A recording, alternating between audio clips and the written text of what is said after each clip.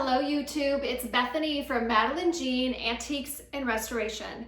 In this tutorial, I'm going to teach you guys the 5 essential do's when it comes to taking photos of your restored pieces of furniture. This is such a vital point of your business, your hobby, whatever your end game is here, whether it's just to show off to your friends on social media on how great you did on a do-it-yourself project, or you're looking to flip furniture, taking quality photographs is an absolute must. It's as important, if not more, than the actual restoration process itself. So I'm going to give you my helpful hints and what I see as the 5 most essential things that you need to take picture perfect photos of your restoration projects. All right, let's go, you guys. Okay, I feel this is the #1 make or break when it comes to quality photos. Lighting. It is so important, you guys. The best place to take photos of your finished restored pieces, I believe, if you can get some natural light coming in and hitting off your piece of furniture, you are going to get the best, color transfer from what is in person to what someone sees on your screen. I've seen many people take their painted pieces of furniture outside, and while that may be good intentions, sometimes the light is too bright. I can tell when someone's taking it at high noon and they're getting some really bright downlight, and it ends up basically washing away the color. It's just too bright. And then I've seen some other people where there's just not enough light. So here is my advice with lighting. Take your piece of furniture, place it in front of a window that gets a lot of great natural light. That is your best bet.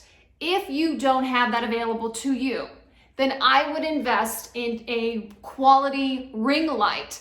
That's what I have right now. You can kind of see it in the reflection of my glasses. Do you see that ring right there? I have a ring light because I work in my basement. There's not a lot of natural light coming in. I have a few small windows, but I need the ring light. And what I do is I try to take my photos of my finished pieces during the daytime, where at least I'm getting some natural light coming in, and then I will enhance that light with a ring light. So if you don't have a space we get a lot of natural light coming in, get yourself a ring light. I'm going to drop down below this video where I got my ring light. I got it on Amazon. I've had it a couple years now. It was under $100. I love it. It's great for holding my phone. I have an iPhone 12. I used to have an iPhone 8, so it's adaptable to different phones. So I would say lighting is absolutely crucial to getting quality photos and getting the correct color, like I said, to transfer. Because a lot of people I see, they'll be like, you know what, I'm taking a picture of a turquoise painted dresser and it's coming across as baby blue. Sometimes on your phone, when you edit your photos, you can adjust the saturation and the hue of your photo. I find when I do that, especially with turquoise, that's kind of a tricky color to really get the true shade to come through. When I mess with the saturation or the hue, I can usually look at the piece in person, look at it on my phone and go, okay, now I have the correct match. But if you usually have natural light coming in, this should be a great place for you to start when you start taking photos of your restored pieces. Okay, guys, second most essential thing you'll need when taking quality photos of restored furniture pieces: a good staging wall. Yes, good staging wall. So you need to find a wall in your home, in your rental. Yeah, I said rental. I have been doing my business for the last 9 years, and out of those years, 8 of them, I've been in a rental the entire time. So I always had to find a wall that was neutral in color, clean, looked nice, and I had to do that. I also had to take in fake staging walls. We'll get to that in a second. Let's first talk about color, okay? So this is my wall down in my basement. It is like a medium gray. I like that color so that when I put white pieces against it, my white pieces pop. I know a lot of people use white. That's a great color too. You want neutrals, something very basic. That way your dark pieces pop off it, and your light pieces look really sharp with it as well. You'll notice in my basement, my floors are not finished, either is the baseboard. So I got a cheap piece, a section, I think it's 8 feet, you guys, that I have right here. And it works for right now. My goal this summer, one of my projects is to finish this floor even further and get baseboard around it. And so it doesn't end here or here. So you work with what you have, and I'm gonna show you some tricks that I did. Let's get back to when I was renting. So I didn't have the nicest walls or flooring. So for my wall, I went to Lowe's, and they sell 8-foot sections, and I only needed one, of fake walls, backgrounds. Yes, I needed a truck to pick them up, and luckily I have a truck. But you can buy these sections of a fake wall. Some of them look like shiplap. Some of them look like gray weathered wood, and they have fake brick walls. I wouldn't particularly go with a brick wall, that's me. I would stick with grays and whites, and they run only like $20, $25. That is the perfect alternative if you don't have a nice wall behind you. And that's what I would do. And I literally had to put the thing against another wall, the staging wall, and then when I was ready to take photos, I'd have to drag it out. If you go back into my old YouTube videos here from 6 months ago and earlier, you'll see me. Anything that you see in those videos, my workshop is where I did my sanding, my painting, my polishing, and when I would stage and take photos. It was a lot of work to transform that space into my staging area, but I did it because I love it and I love doing all of this, and it was worth it to take beautiful, professional looking photos, and that's how I would achieve it. So again, staging wall, you want neutral colors, you want it looking clean and sharp, you want baseboard here looking clean and sharp too. All these little details make such a difference. If you have an outlet cover, try to position your furniture pieces in front of it. If not, it's okay if it shows. That's all right too. And again, if you rent or you need a nicer wall, go get one of those fake walls. It's so worth it, I'm telling you. Okay guys, the third essential piece that I think you need when taking the best photos of your restored pieces of furniture, your floor. You need your floor looking super sharp, okay? So I advise this, and this is my personal preference. I don't like carpet. I used to, when I first started out, I didn't know what I was doing. I took pictures of my furniture on carpet, and now I look back and I just go, oh, it looks so bad. And why I say it looks bad, like if you have nice looking caster wheels, they kind of sink into the carpet, and I just feel like the pieces don't look as professional sitting on carpet. So if you have carpeted floors, I would advise getting some of these. Get yourself like a box of vinyl planks and put them down and put them together, and it'll make such a difference in your photos. My photos look amazing now since I'm using like a fake looking wooden floor. It just makes your photos go from, oh, that's good, to, wow, that looks really, really good. I've just noticed when I have a nice clean wall paired with a nice looking hardwood floor, my pictures just look dynamite. So I would advise getting yourself that. I got, let's see, a box of flooring. Let me see, let me pull it out for you guys. This is Procore vinyl planks. This is the Charleston oak, and I believe this was like $50, and you get 10 of these in a box, and I think I have 14 down here on my floor right now. My goal is to finish my staging floor so it comes out a little further, because now I notice sometimes when I take photos, from an angle, I can see where my floor ends, and that kind of bugs me. But for the most part, my photos are looking, die spider. Sorry for those of you who like spiders. I had to kill that one.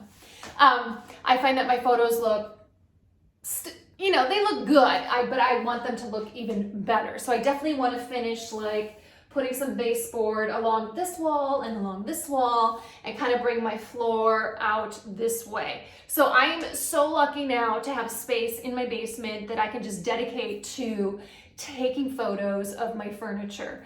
Back when I was renting with my business, which I've been doing the last 8 years is renting, I would have to drag out my fake staging wall, and I would have to put together a floor every single time I had to take photos of a piece of furniture. And it was a lot of work, and I was working really hard and got very frustrated that I was working harder, not smarter. So I feel very, very lucky now that I have a dedicated space to take photos. But I'm telling you, your staging wall and your flooring is gonna make all the difference in the world. And there is a way around it if you don't have a beautiful hardwood floor, and if you don't have, nice painted walls, you can fake it a little bit and nobody will know any different.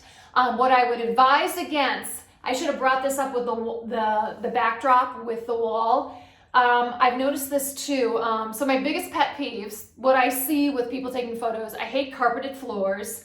And then I'm not a big fan of those vinyl backdrops. I can always tell they're like vinyl because they wrinkle, and you can sometimes see that the vinyl will come out and create the floor too. And if you put a heavy piece of furniture on it, it'll kind of sink in and you can just tell it's completely fake. So I don't particularly like those. I think you should just get a fake staging wall, the 8 feet long ones, and then just put in a little section of a fake floor, and I think you'll be all set. So I'm gonna quit rambling. We're gonna go on to number 4. Okay, you guys, this next one I thought for a long time. I am a rebel when it comes to, I don't like following trends.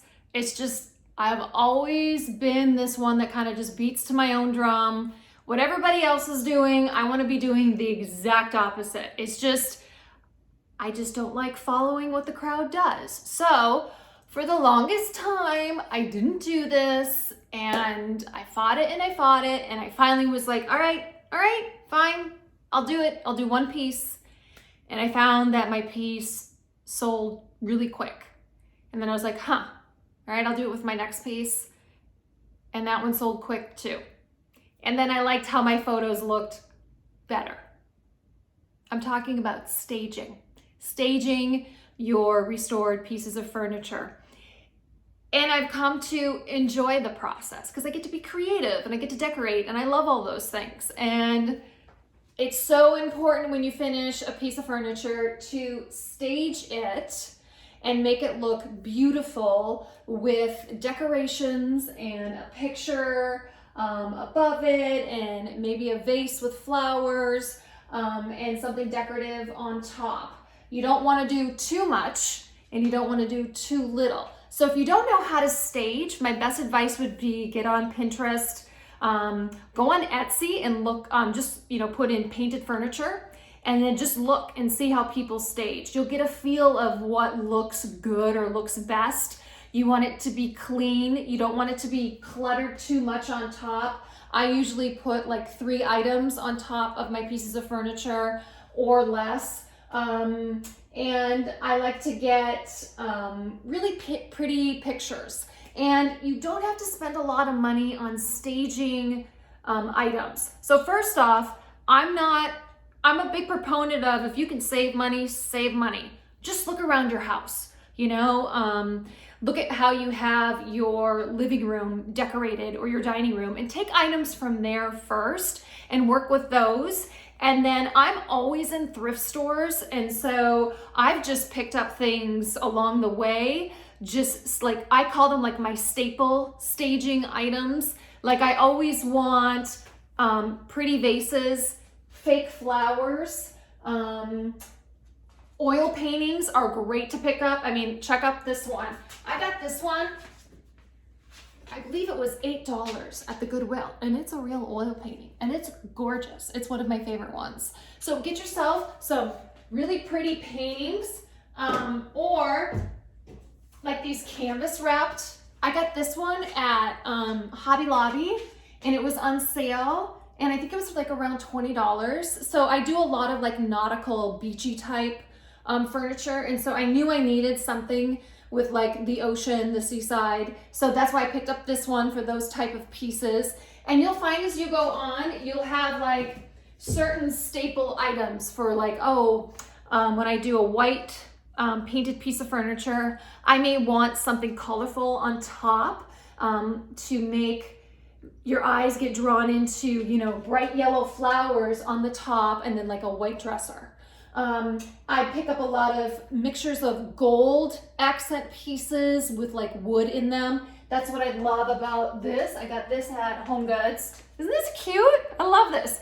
This bicycle. And I think this was like $10 there. You can't beat that. So with staging, I say it's a must now. I never used to think that before, but like with anything, right? I mean, that's why they have mannequins in stores with outfits from head to toe, because I think I fought it for so long because I'm a creative and I'm visual, so I can see it in my bedroom. I can see a piece of furniture, what it looks like. That's why I'm good at what I do. I can see something unfinished, and in my mind, I can see colors and texture, and I can see what it can become. I have learned that not everybody is like that. So some people do need to see, what would that look like with a picture hung above it and a vase with flowers, and it just makes your photos look just beautiful and just professional. So staging is an absolute must. Start slow, go use items within your house, and then just go out to like thrift stores, yard sales. Oh my gosh, it's never ending, and you can find stuff super, super cheap. So that's my number 4 helpful hint on how to take the best photos. Let's go on to our last one. Okay, you guys, my last helpful hint on how to get the best photos of your restored pieces of furniture is how to take the photos, okay? So I'm gonna use my old iPhone 8 here for this illustration. Now, many people just take your basic photo head-on center of your piece of furniture, and that's great. You need one of those. But you know what's so important? Angles. Angles, angles, angles of your piece of furniture. I want you to be getting, you should see me with some of my photos, the positions that I'm in to get what I call my money shots. They're kind of funny. So I like to get one from the top. I mean, I'll sometimes get a step stool so I can get a beautiful top photo going down, because people want to see, what does the top look like completely? You want to get a shot of the side. A great angle is to take a photo of just the corner of the piece of furniture going all the way down to the floor, because your camera will most likely just focus right here and then just kind of blur this area, and you get a really nice artsy shot. Another good one is a close-up photo of your hardware. People need to see that. If it's crystal knobs, again, if you have some nice, beautiful natural light coming in, get the light hitting them, and you can get a really good shot there. So you want to get down like this, get a nice angle shot of the hardware going this way, go downward this way, and you want to do it from like every side. Get in there, get up and close and personal. Change from vertical to horizontal shots, you know, up and down, get the side. I'll also bring my piece of furniture, I'll wheel it this way, so then I can get a nice side shot of my dresser. This is my favorite angle that I love getting with all my pieces of furniture. I get down on the ground and I take my photo, depending, you know, if this one's more vertical, so I'm gonna hold my phone like this, and I get down completely on the floor and I tip my phone up. So let me see if I can show you here. I have to bring this back a bit. Okay, here we go.